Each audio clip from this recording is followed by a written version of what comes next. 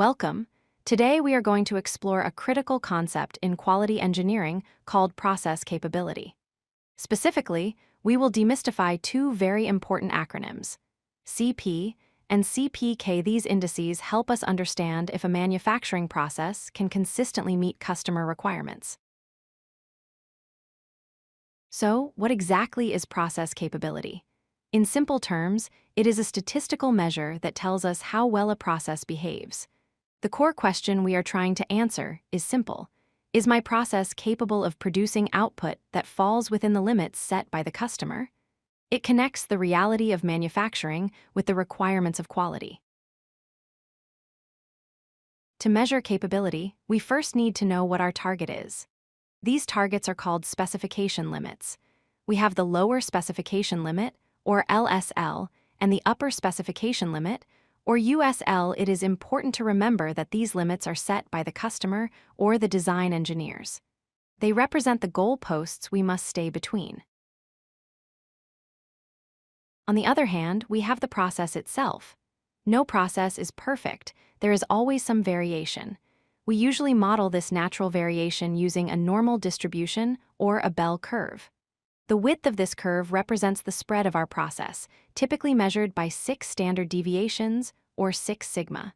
This is often called the voice of the process. Now let's look at our first index, Cp. This stands for process capability ratio. The formula is simply the allowed room divided by the used room. That is, the distance between the upper and lower limits divided by 6 sigma. Cp tells us the potential capability. It asks, is the car small enough to fit in the garage? However, it assumes the process is perfectly centered. Let's try a quick example. Imagine our customer needs a part between 10 and 20 millimeters. The process has a standard deviation of 1.5 millimeters. The total tolerance width is 10. The process width is 6 times 1.5, which is 9. 10 divided by 9 gives us a Cp of 1.11. Since it is greater than 1, the process fits, but only just barely.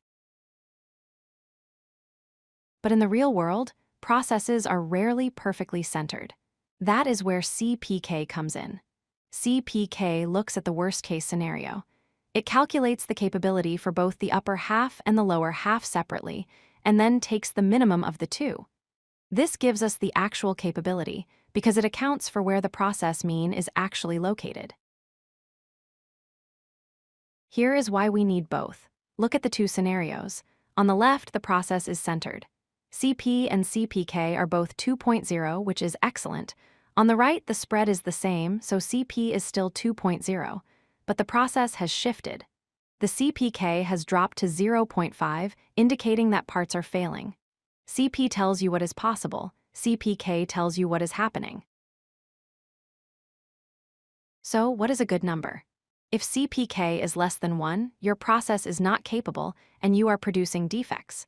Between 1 and 1.33, it is marginal and risky. The industry standard goal is a Cpk of 1.33 or higher. This provides a safety buffer. If you reach above 1.67, you are approaching 6 sigma quality levels. To summarize, process capability matches the voice of the process with the voice of the customer. Remember that Cp is about potential, ignoring centering, while Cpk is about actual performance. Always aim for a Cpk of at least 1.33 to ensure your customers stay happy. Thank you for watching. If you like this video, hit that like button and don't forget to subscribe. Visit codelucky.com for more such useful content.